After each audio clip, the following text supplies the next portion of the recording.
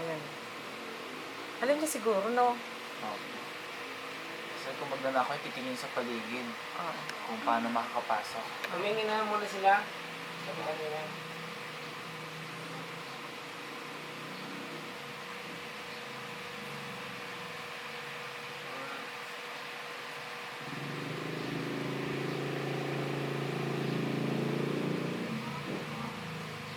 Hindi niya matulak.